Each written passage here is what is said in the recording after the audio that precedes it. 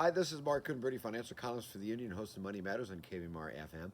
Getting a lot of questions about the effect of the coronavirus, possible effect on the markets. I've been following this virus for about 3 weeks now, 3 to 4 weeks, because it could have a possible effect on the markets and my clients' portfolios. So I want to talk about the virus first. This coronavirus is now called COVID 19, I believe is what they call it now. There's been about 72,000 cases worldwide. About 70,000 of those have been in China. This started in the city of Wuhan in the Hubei province. There's been 1,770 deaths. That's about a 2.5% mortality rate. Now, if you remember back in '03, there was the SARS virus. That had a 9.5% mortality rate. So it was a more deadly virus, but it didn't spread to nearly as many people. There are 10,000 people out of the 70,000 that have caught the virus that have recovered. 11,000 of them are in 11,000 more are in critical condition, and 47,000 only have a mild case. For every new case, they're seeing 2 or 3 more new infections, so it is still spreading. The symptoms pop up in about 2 to 14 days, and there's 15 cases here in the U.S. It's now in 29 countries, only 15 here in the U.S., but that could change because there was this fiasco with the Diamond Princess cruise. Now, the people there's 3,600 people on that cruise ship. It was going from port to port because they've been quarantined since February 3rd. They were finally allowed to land in Tokyo, and the United States government has allowed those that are non-symptomatic to fly home to the United States. In fact, they're in the air right now. Those that are symptomatic have to stay in Tokyo. Once those that are flying home that are non-symptomatic get here, they have to stay in a quarantine for 14 days. The highest concentration of the coronavirus is on the cruise ship. So that's kind of an interesting note. There have been some complaints from the Americans flying home that they're not being tested.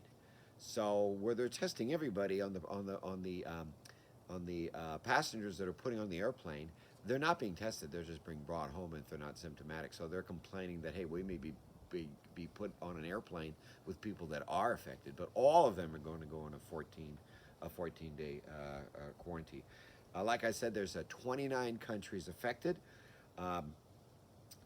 There's a 2 to 14-day incubation period, so you could catch the virus and then not know you have it, not show any symptoms for up to 14 days and still spread it there. So this is a concern. There has been reports coming out of China that China is not being really forthright about what's going on there. I've heard reports about hospitals looking like morgues and people dropping in the streets. I don't know if that's true or not, but I can tell you I have seen photographs of some of the cities there, and they're vacant. They look like ghost towns. So I want to talk a little bit about what this could do for the market. And my personal opinion is that the market is not fully pricing in what could be happening here. Remember, when the SARS hit, the SARS virus in '03, it knocked down China GDP by about 1%. And China was about the 5th largest economy, a little bit larger, a smaller economy at that time. China is now the 2nd largest economy in the world. And so for the markets usually to keep screaming, we have to see increased growth. So even if the growth sort of flattens out, then the markets may have a tendency to flatten out or fall. If what we're seeing in China, where people are not spending at all, and they did have the Lunar New Year celebration, and everybody stayed home. A lot of people stayed home there. I can't imagine where the GDP is not going to suffer. We have heard now that Starbucks and McDonald's and Tesla and some other companies have shut down their facilities over there. And China is a huge market. Like I said, it's a 2nd largest economy compared to ours. So I think there's going to be an effect down the road. Now, I can tell you that during the SARS outbreak, even though Chinese GDP dropped by 1%, the emerging market index screamed up by about 20% that year. But again, China was a much smaller economy comparatively now, which is the 2nd largest economy. So I'm not quite sure where this is going. I can comfortably say that in our portfolios, we took a neutral position a couple of weeks ago. I'm going to stay that way because this rally has gone a long way, and there are things that could happen that I just feel that it's much better to be safe rather than sorry. I'd rather miss a rally than get caught in a fall. Again, this is my opinion only. Nobody can forecast market direction at any time. And this is not a solicitation to buy or sell securities whatsoever. Just giving you my opinion of what can happen.